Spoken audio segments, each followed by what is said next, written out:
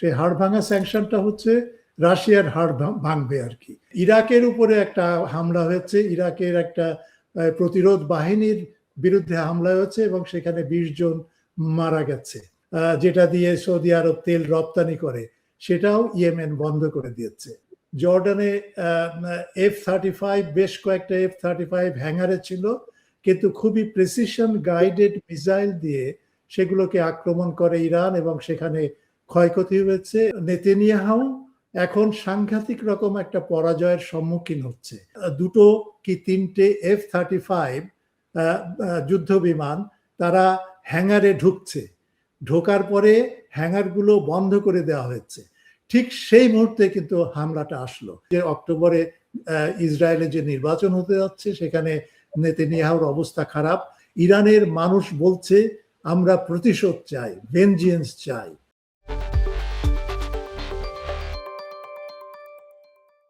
চর্চা ডিকোডে স্বাগত। আপনারা জানেন যে ইরান যুদ্ধ আবার একটা নতুন মোড় নিতে চলেছে। এই মোড়ে যেরকম নতুন এই হামলায় ইসরায়েল এখন আর আমেরিকার সঙ্গী নেই, আবার নতুন সঙ্গী হিসাবে জুটেছে সৌদি আরব। তাহলে কি কোথায় যাচ্ছে সব নিয়ে আমরা কথা বলবো। অস্ট্রেলিয়া থেকে আমাদের সঙ্গে যুক্ত হচ্ছেন সিডনি ওয়েস্টার্ন ইউনিভার্সিটির অধ্যাপক বদরুল আলম খান। অধ্যাপক খান, আপনাকে অনেক অনেক স্বাগত। কারণ অনেকদিন বাদে আমরা আপনাকে পেলাম, অনেকদিন বাদে আপনি আমাদের সঙ্গে যুক্ত হচ্ছেন। মাঝখানে বেশ কিছুদিন আমরা সংযোগ ছাড়াই ছিলাম। আশা করি এখন থেকে আমাদের দর্শকরা নিয়মিতই আপনার দেখা পাবেন। তো আমরা যে বিষয়টা নিয়ে কথা বলতে চাচ্ছি যে ইরানের সর্বশেষ যে পরিস্থিতি, যুদ্ধ পরিস্থিতি, সেই পরিস্থিতিতে একটা নতুন মোড় আসছে। তো এই নতুন মোড় আসার বিষয়ে আমরা যদি একটু আগে ফিরে যাই, যে এই মধ্যপ্রাচ্য এবং আপনার ইউরোপের যে অশান্তি, এই অশান্তির যে 2 মুখ্য নায়ক, এক হচ্ছেন ইসরায়েলের প্রধানমন্ত্রী বেনিয়ামিন নেতানিয়াহু এবং ইউক্রেনের ভ্লাদিমির জেলেনস্কি। তারা দুইজনই কিছুদিন আগে ঘুরে এলেন ওয়াশিংটন এবং সেখানে ট্রাম্পের সঙ্গে বৈঠক করে এলেন। তাদের এই বৈঠকে কি আসলে কি মিলল, কি পাওয়া গেল এই বৈঠক নিয়ে? আচ্ছা, ঠিক আছে, ভালো প্রশ্ন। আমরা এই মিটিং এ ওখানে ডোনাল্ড ট্রাম্পের সাথে যে মিটিং হলো, নেতানিয়াহু ইসরায়েলের প্রধানমন্ত্রী এবং ইউক্রেনের প্রেসিডেন্ট ভ্লাদিমির জেলেনস্কি, এই মিটিংটা হলো এই কারণে যে ওখানে লিন্ডজি গ্রাহাম বলে একজন সিনেটর আছেন এবং তার সাথে ম্যাক্স ব্লুমেন্থেল বলে আরেকজন সিনেটর আছে। এই 2 জন সিনেটর হচ্ছে যুদ্ধবাজ। তারা চায় ইউক্রেন যেন রাশিয়াকে ধ্বংস করে, আর এদিকে আমেরিকা এবং ইসরায়েল যেন ইরানকে ধ্বংস করে। এই রকমের একটা ফ্রেমওয়ার্ক নিয়েই তারা কিন্তু নানাভাবে রাশিয়ার উপরে এবং ইরানের উপরে নানা ধরনের নিষেধাজ্ঞা থেকে শুরু করে অনেক কিছু চাপিয়ে দেওয়ার চেষ্টা করেছে। এবং সর্বশেষ হচ্ছে যে সিনেট একটা বিল পাশ করেছে, যেটাকে লিন্ডজি গ্রাহাম এবং ম্যাক্স ব্লুমেন্থেল সবসময় বলতো যে এটা হচ্ছে হাড় ভাঙা একটা স্যাংশন হবে। সেই হাড় ভাঙা স্যাংশনটা হচ্ছে রাশিয়ার হাড় ভাঙবে আর কি। এমন একটা স্যাংশন দেওয়া হবে রাশিয়ার বিরুদ্ধে যে রাশিয়ার হাড়গোড় অর্থনীতি সম্পূর্ণ ধ্বংস হয়ে যাবে। এই রকমের একটা এই ধরনের মানুষ ছিল এই 2 জন, ম্যাক্স ব্লুমেন্থেল এবং লিন্ডজি গ্রাহাম। লিন্ডজি গ্রাহাম মারা গেলেন। তারই শেষকৃত্য অনুষ্ঠানে এই 2 জন নেতা, প্রেসিডেন্ট জেলেনস্কি এবং প্রধানমন্ত্রী নেতানিয়াহু ইসরায়েলের, তারা যে এখানে অংশগ্রহণ করলো। এই অংশগ্রহণের মধ্যে দিয়ে পাশে অংশগ্রহণের এই অনুষ্ঠানের মধ্যেই তাদের মিটিং হলো জেলেনস্কির সাথে ট্রাম্পের এবং নেতানিয়াহুর সাথে ট্রাম্পের। নেতানিয়াহুর সাথে যে মিটিংটা হয়েছে সেটা রুদ্ধদ্বার, সেখানে অন্য কেউ ছিলেন না, কেবলমাত্র প্রেসিডেন্ট ট্রাম্প এবং প্রধানমন্ত্রী নেতানিয়াহু। আর অন্যদিকে জেলেনস্কির মিটিং এর সময় আরো কয়েকজন কর্মকর্তা এবং পরিষদবর্গ সেখানে অংশ নেয়। সুতরাং দুটো মিটিং এর ভেতরে কিন্তু একটা মানে পার্থক্য আমরা লক্ষ্য করি।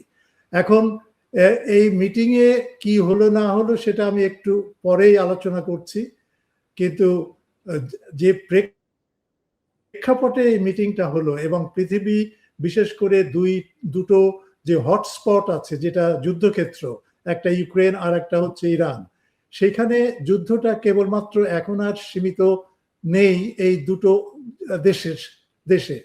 এখন যুদ্ধটা এমনভাবে ছড়িয়ে পড়ছে, যেমন ধরুন ইউক্রেন আক্রমণ করছে ইরানের একটা তেলবাহী একটা জাহাজ, এটা কাস্পিয়ান সাগরকে সাধারণত ধরা হয় ইরান এবং রাশিয়ার মানে লেক বা হ্রদ, রাশিয়ার নিয়ন্ত্রণে এবং ইরানের নিয়ন্ত্রণে।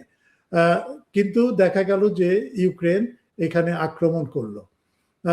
দ্বিতীয় হচ্ছে যে ইরাকের উপরে একটা হামলা হয়েছে, ইরাকের একটা প্রতিরোধ বাহিনীর বিরুদ্ধে হামলা হয়েছে এবং সেখানে 20 জন মারা গেছে।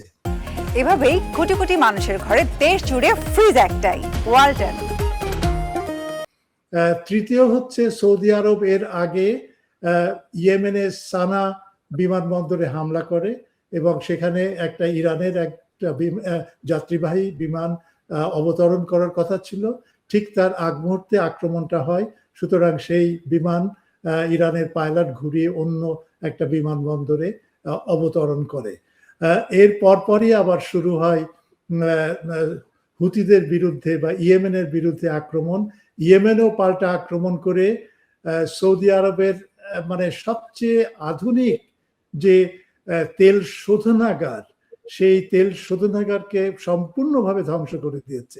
আজকের পর্যন্ত খবর জানা যাচ্ছে যে এটা 6 থেকে 7 মাসের আগে এটা এর পুনর্বিনির্মাণ সম্ভব হবে না। আরো আরেকটা জায়গায় তারা আঘাত করেছে এবং বাবল মানজান যে চোক পয়েন্ট যেটা দিয়ে সৌদি আরব তেল রপ্তানি করে, সেটাও ইয়েমেন বন্ধ করে দিয়েছে। সুতরাং আমরা এবং এর মধ্যেই ইরান আক্রমণ করেছে জর্ডানে F-35 বেশ কয়েকটা F-35 হ্যাঙ্গারে ছিল, কিন্তু খুবই প্রেসিশন গাইডেড মিসাইল দিয়ে সেগুলোকে আক্রমণ করে ইরান এবং সেখানে ক্ষয়ক্ষতি হয়েছে এবং অনেকে বলছে যে অনেকেই মারা গেছে, কিন্তু সেনকম, আমেরিকার সেনকম সেন্ট্রাল কমান্ড সেটাকে অস্বীকার করছে বা সেটা তারা মেনে নিচ্ছে না। তারা বলছে যে ইভেন ডোনাল্ড ট্রাম্পও বলছেন যে না, যে 6টা ক্ষেপণাস্ত্র দিয়ে ইরান হামলা করেছিল তার প্রতিটাই আমরা ভূপাতিত করেছি, ধ্বংস করে দিয়েছি। সুতরাং এইরকম একটা পরিস্থিতি, তার মানে হচ্ছে যে দুটো যুদ্ধ কিন্তু এখন একীভূত হয়ে যাচ্ছে। ইরানের বিরুদ্ধে ইসরায়েল এবং আমেরিকার যে যুদ্ধ, অন্যদিকে রাশিয়ার বিরুদ্ধে ইউক্রেনের যে যুদ্ধ। আমি ইউক্রেনের যুদ্ধ এটা বলি না রাশিয়ার বিরুদ্ধে, এটা হচ্ছে নেটোর যুদ্ধ, নেটো আমেরিকা সব মিলিয়ে পশ্চিমা বিশ্বের যুদ্ধ। সুতরাং এই দুই যুদ্ধ একীভূত হওয়ার কারণ হচ্ছে, দুটো কারণ আছে। একটা হচ্ছে যে নেতানিয়াহু এখন সাংঘাতিক রকম একটা পরাজয়ের সম্মুখীন হচ্ছে। আমরা অনেকেই হয়তো জানি ইতিমধ্যে যে ওদেসা বন্দর সেটা সম্পূর্ণ প্রায় ধ্বংসের মুখে। ওদেসার আশেপাশে যে সমস্ত আরো ছোট বন্দরগুলো ছিল, যেটা হচ্ছে ইউক্রেনের রপ্তানি লাইন, এই বন্দর দিয়েই সমস্ত কিছু রপ্তানি হতো, বিশেষ করে গম, বিশেষ করে আরো অন্যান্য যে সমস্ত পণ্য ইউক্রেন সাধারণত রপ্তানি করে থাকে, সেগুলোর পথ সম্পূর্ণ বন্ধ। অর্থাৎ এই বন্দর, ওদেসা বন্দর দিয়ে কিন্তু ইউক্রেন 80% তার রপ্তানি কাজ সম্পন্ন করত। এখন তার মানে হচ্ছে যে এটা বন্ধ হওয়ার ফলে ইউক্রেনের 80% যে আয় এই রপ্তানির মাধ্যমে, সেটা সম্পূর্ণ বন্ধ হয়ে গেছে। এমনিতেই ইউক্রেন হচ্ছে ইউরোপের উপরে নির্ভরশীল, আমেরিকার উপরে নির্ভরশীল, তাদের বেতন থেকে শুরু করে সবকিছু এই দেশগুলো থেকে আসে। তার উপরে এই যে একটা চাপ পড়েছে, সেটা একটা সাংঘাতিক চাপ। অন্যদিক থেকে যে ফ্রন্টে, যেটা যুদ্ধক্ষেত্র সেখানেও কিন্তু ইউক্রেনের অবস্থা সাংঘাতিক রকমের টালটামাল। এখন 3টে বা 4টে শহর আছে যে শহরগুলোতে 2014 সাল থেকে 2022 সাল পর্যন্ত নেটো আমেরিকার ইঞ্জিনিয়াররা এমন প্রতিরক্ষা ব্যূহ তৈরি করেছিল যে এটা একটা মানে দুর্গের মতো, প্রত্যেকটা শহরই এক দুর্গ, এবং এই শহরগুলো বেশ বড়, যেমন 1 লক্ষ থেকে শুরু করে প্রায় 10 লক্ষ মানুষের বাস। সুতরাং মাত্র 3টি কি 4টি শহর বাকি আছে। এই শহরগুলোর উপরে আক্রমণ চালাচ্ছে রাশিয়া, এবং এই আক্রমণের পরে 2 মাস বা 3 মাসই হোক, যখনই হোক না কেন, এই শহরগুলো যখন রাশিয়ার নিয়ন্ত্রণে আসবে, তখন কিন্তু সামনে যে ভূখণ্ড, ইউক্রেনের পূর্বাংশের যে ভূখণ্ড, মানে ড্নেপার নদীর পূর্ব দিকে, এটা সম্পূর্ণ ক্ষেত খামারের, সেখানে আর কোনো প্রতিরোধ ব্যূহ নেই। সুতরাং আমরা চিন্তা করতে পারি যে এই বছরের শেষে অথবা সামনের বছরের প্রথম দিকে ইউক্রেনের প্রতিরোধ সম্পূর্ণভাবে বিনষ্ট হবে এবং যুদ্ধ প্রায় সমাপ্তির দিকে যাবে। এমনভাবে সমাপ্তির দিকে যাবে যে হয় ইউক্রেনকে সারেন্ডার করতে হবে, আত্মসমর্পণ করতে হবে, অথবা অন্য কোনো একটা চুক্তির মাধ্যমে এই যুদ্ধ শেষ হবে, যেখানে রাশিয়ার জয় দিয়ে যুদ্ধটা শেষ হবে। সুতরাং এইরকম একটা পরিস্থিতি এদিকে আছে। অন্যদিকে ইরানের সাথে আমেরিকার যে যুদ্ধ, আপনি সঠিকভাবে বলেছেন যে ইসরায়েল এখানে নেই। ইসরায়েল নেই এই কারণে যে এর পেছনে মূল কারণটা হচ্ছে যে ইরান জর্ডানে যে আক্রমণটা চালিয়েছে ক্ষেপণাস্ত্র দিয়ে, সেই ক্ষেপণাস্ত্রের একটা বিশেষ বৈশিষ্ট্য আছে, এবং সেই বৈশিষ্ট্যটা হচ্ছে এই যে ইরান এখন বা আগে থেকেই কিন্তু চীনের বাইডো সিস্টেমটা, যেটা জিপিএস, তার ইকুইভ্যালেন্ট হচ্ছে জিপিএস আমেরিকার, এই বাইডো সিস্টেম দিয়ে ব্যবহার করা শুরু করেছে।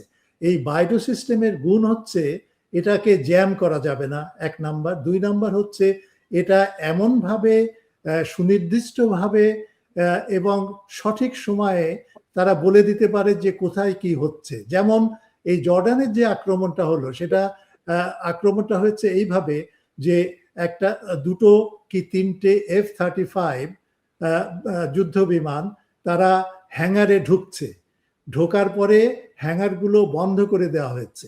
ঠিক সেই মুহূর্তে কিন্তু হামলাটা আসলো।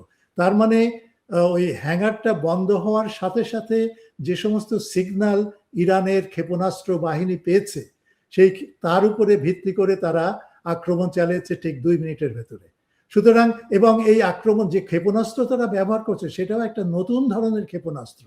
সেটা হচ্ছে এই যে একেবারে শেষ টার্গেট বিন্দুতে পৌঁছানোর শেষ মুহূর্তে এই ক্ষেপণাস্ত্র কিন্তু দিক পরিবর্তন করতে পারে, মানে দিক পরিবর্তন করে রাডারের যে মানে ক্যাপাসিটি, এটাকে নির্দিষ্ট করা, সেটাকে সম্পূর্ণভাবে বিনষ্ট করে দিতে পারে। এবং এটা আবার ফ্র্যাগমেন্টেড হয়ে, মানে মিসাইলটা ভেঙে পড়ে চারিদিকে ছড়িয়ে পড়তে পারে, তার মানে এক একটা গোলার মতো হয়ে যেতে পারে।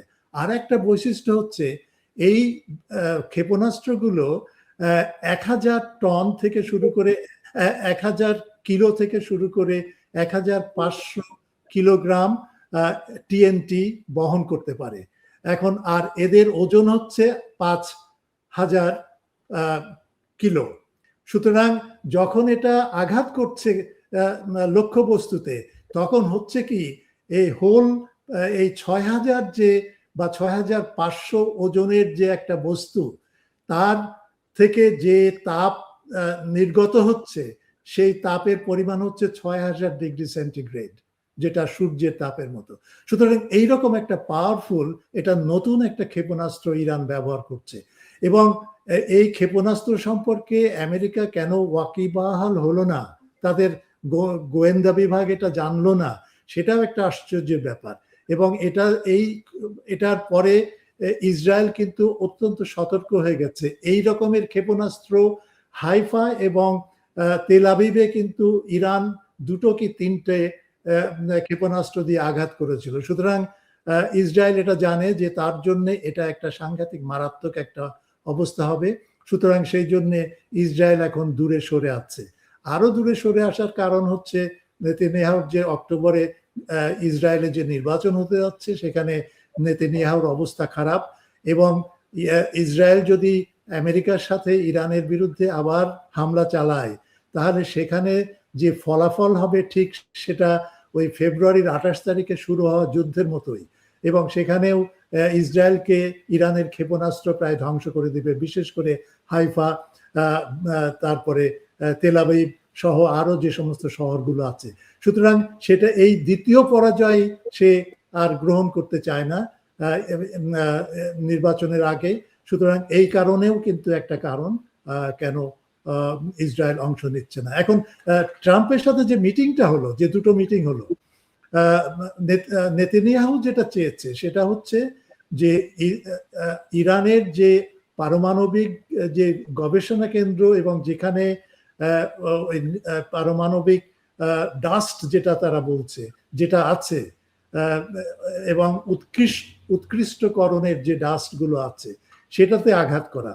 অর্থাৎ এটা একটা এমন একটা রকি মাউন্টেনের ভেতরে আছে, এত গভীরে, যে এক্সপার্টরা বলছে, MIT ম্যাসাচুসেটস ইউনিভার্সিটি অফ টেকনোলজির এক্সপার্টরা বলছে যে এটা অসম্ভব ব্যাপার, এটা ওখানে ক্ষতি করা সম্ভব না।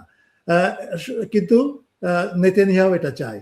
নেতানিয়াহু কিন্তু এই 28শে ফেব্রুয়ারি যুদ্ধ শুরু হয়েছিল, সেই যুদ্ধের সময়ও কিন্তু বলেছিল যে ইরানকে আক্রমণ করো, তার নেতাদেরকে, ধর্মীয় নেতাদের মেরে ফেলো, তাদের সামরিক বাহিনীর অফিসারদের মেরে ফেলো, আর একটা ধাক্কা দিলেই ইরানে একটা বিদ্রোহ হবে, মানুষ জেগে উঠবে এবং এই সরকারের পতন হবে, বিদ্যমান সরকারের। সেটা হয়নি। ঠিক একইভাবে ডোনাল্ড ট্রাম্পও কিন্তু এই নেতানিয়াহুর এই প্রস্তাবটা তেমন গ্রহণ করে নেয়নি, এবং নেয়নি এই কারণে যে এটাও একটা যে ডিজাস্টার হবে, একটা বিপর্যয় হবে আমেরিকার জন্য, সেটা নেতানিয়াহু, ডোনাল্ড ট্রাম্প বুঝতে পেরেছে। কিন্তু এটা এবং এখনো কিন্তু যুদ্ধাংদেহী মনোভাব কিন্তু ডোনাল্ড ট্রাম্পের যায়নি।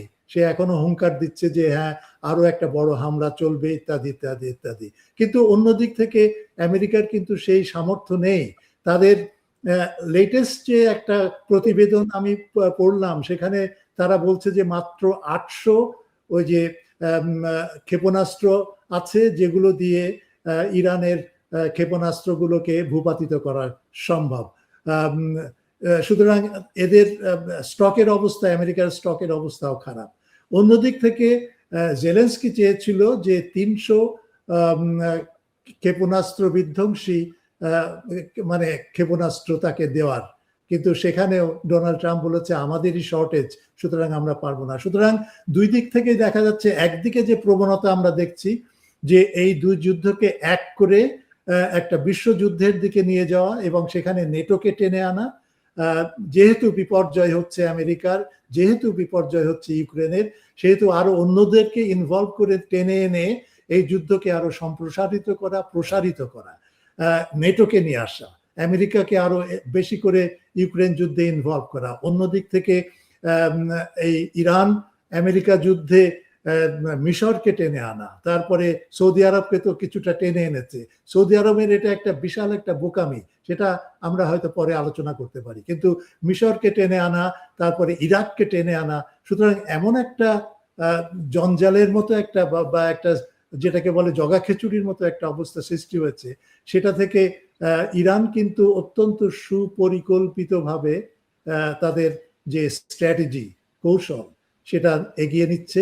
অন্যদিকে আমেরিকা র্যান্ডমলি অ্যাটাক করছে, আক্রমণ করছে, তাদের কোনো স্ট্র্যাটেজিক ডিসিশন নেই।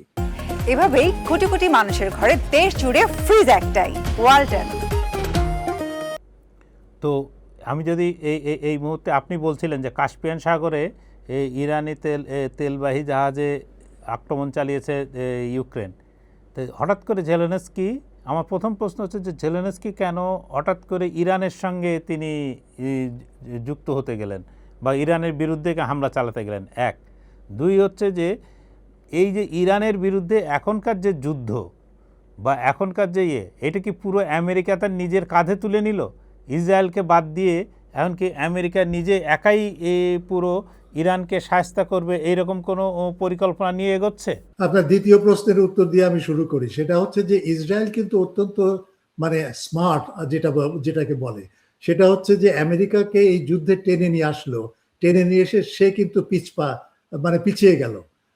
এখন আমেরিকা পড়ে গেছে বিপদে। সে না, তার ভাবমূর্তিকে রক্ষা করার জন্য সে না পারছে মানে সসম্মানে উইথড্র করতে, না পারছে ইরানকে পরাজিত করতে। সুতরাং এই রকমের একটা পরিস্থিতিতে আছে। যে এমওইউটা আমেরিকা এবং ইরান সাইন করেছিল, স্বাক্ষর করেছিল, সেই এমওইউতে যে 14টা প্রস্তাব ছিল, আর 14টার ভেতরে 10টা হচ্ছে সবচেয়ে বেশি গুরুত্বের বা গুরুত্বপূর্ণ। সেগুলো মেনে নেওয়ার অর্থই হচ্ছে আমেরিকার পরাজয়। কিন্তু তারপরেও আমেরিকা এটা নিয়েছিল এই কারণে যে তারা জানে যে তারা এটা পালন করবে না। সুতরাং ইরানকে একটা ধোঁকা দেওয়ার একটা কৌশল হিসেবে আমেরিকা কিন্তু এই এমওইউতে সাইন করেছিল, এবং সেটার নজির আমরা দেখলাম যে প্রত্যেকটা শর্তই আমেরিকা ভঙ্গ করেছে। আমেরিকা পারস্য সাগরের উপরে নৌ অবরোধ তুলে নেয়নি। ইরানের যে ফ্রোজেন অ্যাসেট সেটা ফ্রিজ করেনি। তারপরে ইসরায়েল উইথড্র করেনি লেবাননের দক্ষিণ অঞ্চল থেকে। আরো যে সমস্ত ওয়াদা করেছিল, এবং হরমুজ প্রণালীর উপরে যে ইরানের একমাত্র অধিকার এবং ইরানই নিয়ন্ত্রণ করবে, সে কিভাবে নিয়ন্ত্রণ করতে চায়, এটাও সে আমেরিকা মানেনি, বরঞ্চ সেটাকে সম্পূর্ণ করে ইরানের উপরে আক্রমণ করেছে। এবং ওই হরমুজ প্রণালীর যে ওমান অংশ, সেই ওমান অংশ দিয়ে মানে জাহাজ চলাচলের একটা ষড়যন্ত্র করেছিল, কিন্তু সেটা ব্যর্থ হয়েছে। সুতরাং এখন যে অবস্থা আছে, যেটা আমরা লক্ষ্য করছি, সেটা হচ্ছে গত শুক্রবারে কি গত বৃহস্পতিবারে আসিফ মুনির, পাকিস্তানের যে সামরিক বাহিনীর প্রধান, তিনি ব্যক্তিগতভাবে একটা চিঠি দিয়েছে ইরানের আয়াতুল্লাহ মোস্তাবা হোমেনিকে। এই চিঠি দেওয়ার কারণটা কি? কারণটা হচ্ছে যে গোপনে একটা আলাপ আলোচনা হচ্ছে, এবং এই আলোচনার পেছনে অন্য কেউ নেই, ডোনাল্ড ট্রাম্পও নেই, বা মার্কো রুবিও নেই, যিনি হচ্ছে পররাষ্ট্রমন্ত্রী আমেরিকার। এখানে আছে ভাইস প্রেসিডেন্ট জেডি ভ্যান্স, এবং জেডি ভ্যান্স একটা দল পাঠিয়েছিল পাকিস্তানে তার পক্ষ থেকে, এবং সেখানে এটা জানানো যে আমরা নেগোশিয়েট করতে চাই, আলাপ আলোচনা করতে চাই, এবং আলাপ আলোচনার মাধ্যমে সমঝোতা করতে চাই। সুতরাং একটা কি গোপন আলোচনা হয়েছে জেডি ভ্যান্সের প্রতিনিধির সাথে পাকিস্তানের আসিফ মুনির এবং পাকিস্তানের প্রধানমন্ত্রী, আমরা ওইভাবে জানি না।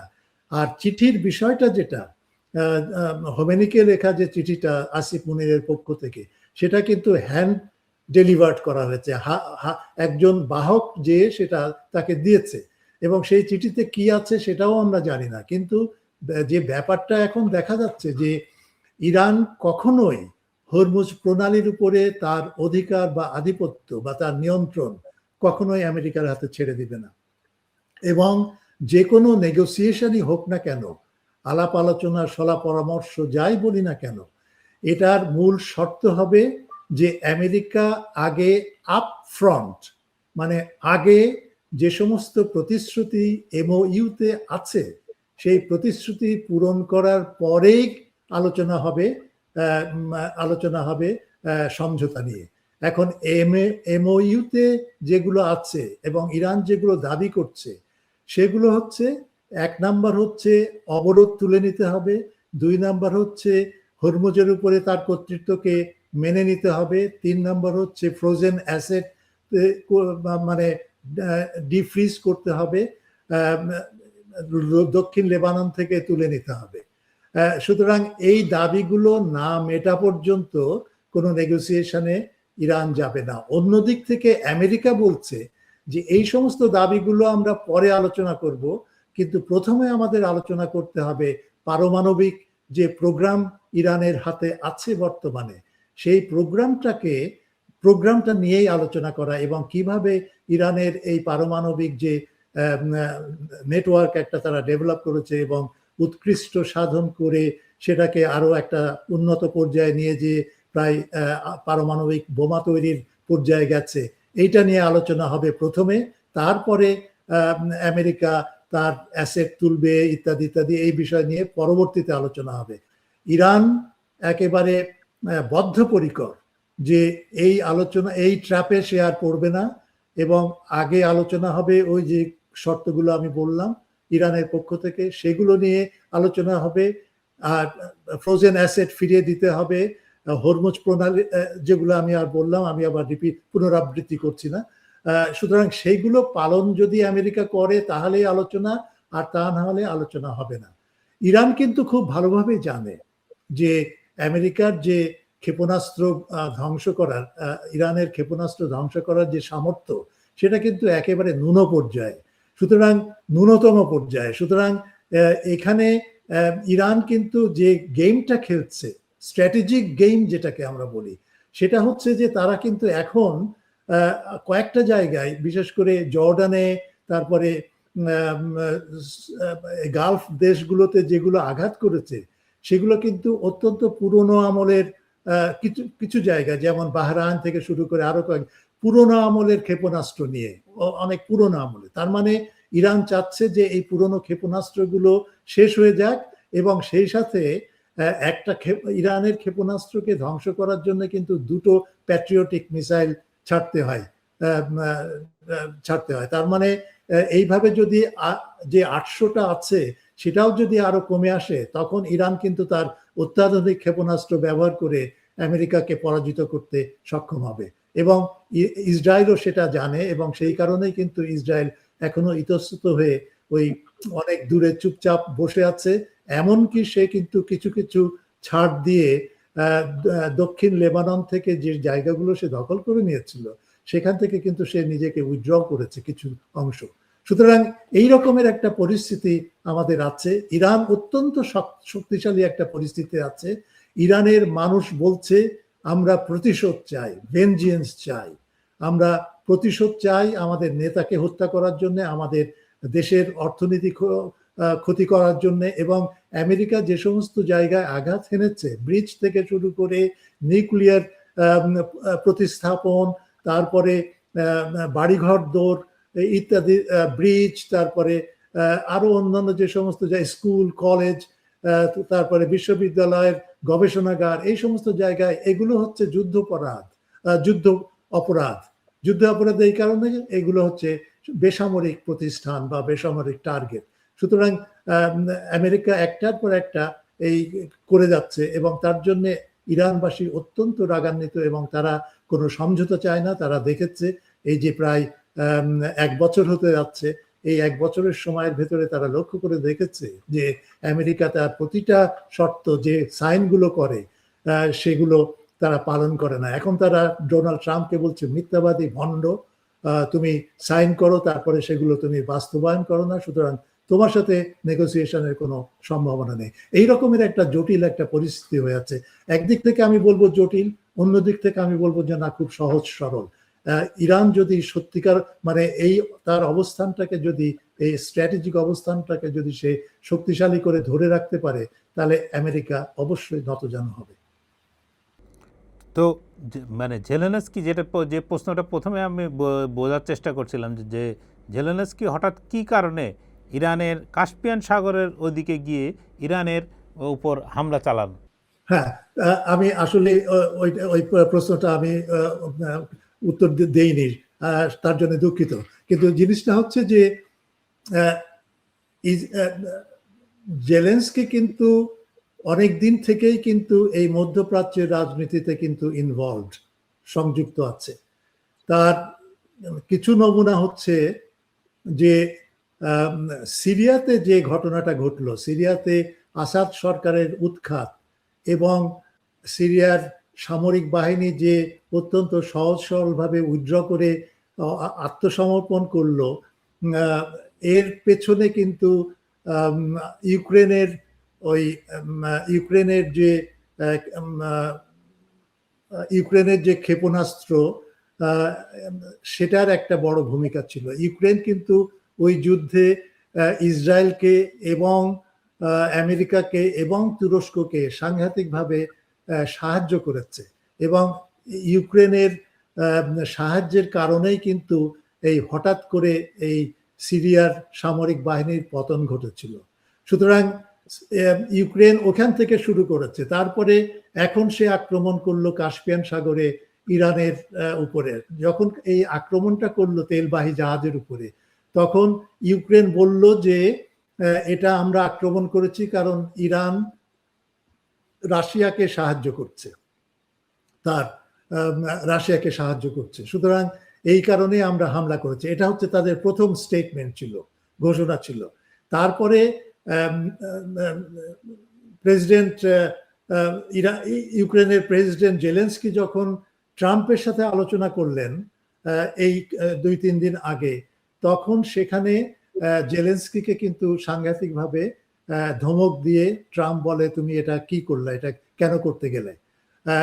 তখনই কিন্তু জেলেনস্কি বলল, এবং ইউক্রেনের প্রতিরক্ষা বিভাগ থেকে বলা হলো যে না, এটা আমরা ভুল করেছি, এটা একটা মিস্টেক ছিল, ভুল ছিল আমাদের, আমরা ভবিষ্যতে আর কিছু এই ধরনের কিছু করব না।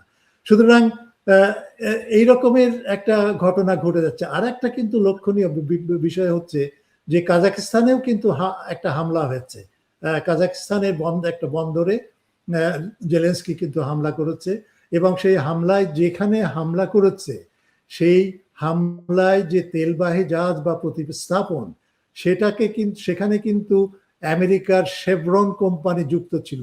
সুতরাং এই আক্রমণের পরে ডোনাল্ড ট্রাম্প জেলেনস্কিকে কিন্তু আরো অত্যন্ত প্রতিবাদের সুরে বলেছে যে তুমি এ সমস্ত স্টপ করো, আমাদের স্বার্থের উপরে তুমি যদি আঘাত আনো তাহলে সেটা খারাপ হবে। এবং এই কারণে জেলেনস্কির উপরে কিন্তু ডোনাল্ড ট্রাম্প খুব একটা যে খুশি সেটাও না, যদিও তাদের মিটিং হয়েছে প্রায় 1.5 ঘন্টা ধরে। ধন্যবাদ অধ্যাপক বদরুল আলম খান।